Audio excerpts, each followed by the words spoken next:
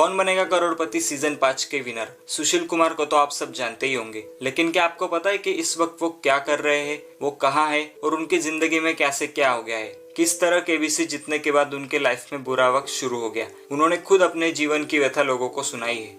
TV का सबसे पसंदीदा शो कौन बनेगा करोड़पति के 5वें सीजन के विनर सुशील कुमार ने अपने फेसबुक अकाउंट पर एक पोस्ट के जरिए अपनी जिंदगी से जुड़ी कई बातों को अपने चाहने वालों के सामने रखा है। सुशील का ये फेसबुक पोस्ट अब सोशल मीडिया पर वायरल हो रहा है। उन्होंने अपने पोस्ट में लिखा है कि 2015-16 मेरे जीवन का सबसे चुनौतीपूर्ण समय था। लोकल सेलिब्रिटी होने के कारण महीने में 10 से 15 दिन बिहार में कहीं न कहीं कार्यक्रम तो लगा ही रहता था, इसलिए पढ़ाई लिखाई भी धीरे धीरे दूर होती जा रही थी। उसके साथ उस समय मीडिया को लेकर मैं बहुत ज्यादा सीरियस हो रहा था। मीडिया भी कुछ कुछ दिन पर पूछती थी कि आप क्या कर रहे हो, इसीलिए मैं बिना अनुभव के कभी ये बिजनेस तो कभी वो बिजनेस करता था, ताकि मैं मीडिया में बता सकूं कि मैं बेकार नहीं हूँ। जिसका परिणाम यह होता था कि मेरे सारे बिजनेस डूब गए, एक भी बिजनेस मेरा सफल नहीं रहा। इसके साथ केबीसी के बाद में दानवीर बन गया था और गुप्त दान का चस्का लग गया था। महीने में लगभग 50,000 से ज्यादा तो ऐसे ही कार्यों में चला जाता था। इसके कारण कुछ चालू टाइप के लोग भी जुड़ गए थे और कई बार मैं ठगा भी गया हूँ, जो दान करने के कई दिन बाद मुझे पता चलता था।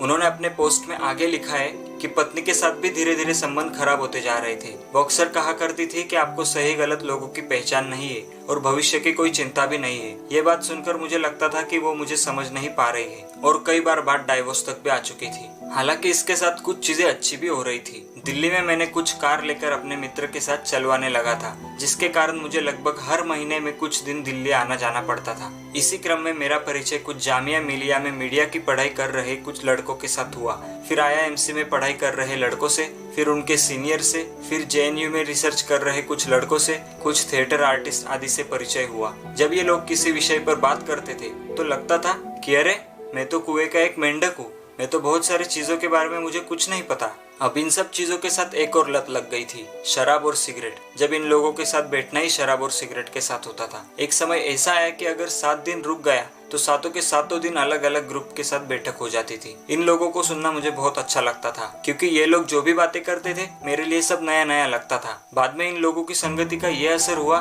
कि जो मीडिया को लेकर मैं इतना ज्यादा सीरियस था, वो सीरियसनेस धीरे धीरे अभी कम हो गई थी। जब भी मैं घर रहता था रोज एक सिनेमा देखता था। हमारे यहाँ सिनेमा डाउनलोड की एक दुकान होती है जो 5 से 10 रुपए में हॉलीवुड का कोई भी सिनेमा हिंदी में डब या कोई भी हिंदी फिल्म उपलब्ध करा देती है। एक रात एक अंग्रेजी अखबार के पत्रकार महोदय का फोन आया और कुछ देर तक मैंने ठीक ठाक बात की। बाद में उन्होंने कुछ ऐसा पूछा कि जिससे मुझे चिढ़ हो गई और मैंने कह दिया कि मेरे सारे पैसे खत्म हो चुके हैं और 2 गाय पाले हुए हैं, उसी का दूध बेचकर मैं गुजारा करता हूँ। उसके बाद जो उसका असर हुआ उससे आप सभी वाकिफ ही होंगे। उस खबर ने अपना असर दिखाया। जितने चालू टाइप के लोग थे वो सब अभी कन्नी काटने लगे थे। मुझे लोगों ने अब कार्यक्रमों में बुलाना भी बंद कर दिया था। तब मुझे समय मिला कि अब मुझे क्या करना चाहिए। उस समय खूब सिनेमा देखता था। लगभग सभी national award winning film, Oscar winning film और सत्यजीत रॉय की फिल्म देख चुका था और मन में फिल्म निर्देशक बनने का सपना कुलबुलाने लगा था। इसी बीच पत्नी के साथ खूब झगड़ा हो गया और वो अपने मायके चली गई। बात तलाक तक पहुंच चुकी थी। तब मुझे एहसास हुआ कि ये रिश्ता मुझे बचाना चाहिए और फिल्म निर्देशक बनने का सपना लेकर चुपचाप बिल्कुल नए परिचय के साथ में आ गया।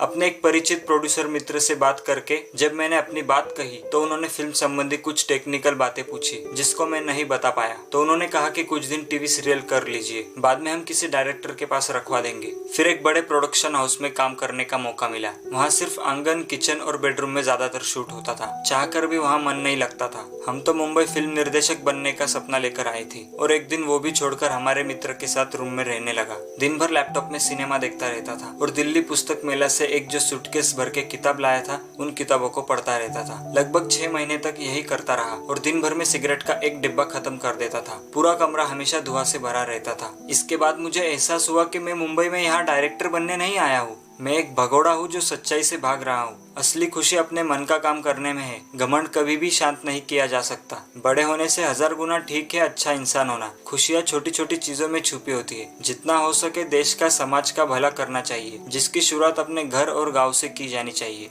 इसके बाद मैं मुंबई से घर आ गया, टीचर की तैयारी की और पास भी हो गया। साथ ही अब पर्यावरण से संबंधित बहुत सारे कार्य करता हूँ। साथ ही अंतिम बार मैंने शराब को 2016 में पी थी। उसके बाद पिछले साल सिगरेट भी खुद ब खुद छूट गई। तो यही थी दोस्तों करोड़पति रहे सुशील कुमार की कहानी। हालांकि वो केबीसी में 5 करोड़ का अमाउंट जीते थे, लेकिन उनको 5 करोड़ में से गवर्नमेंट टैक्स काटकर 3 करोड़ 60 लाख रुपए मिले थे, जो फिर भी बहुत बड़ा अमाउंट होता है। सुशील कुमार अगर इन पैसों को अच्छी जगह यूज करते तो शायद नतीजा कुछ और हो सकता था।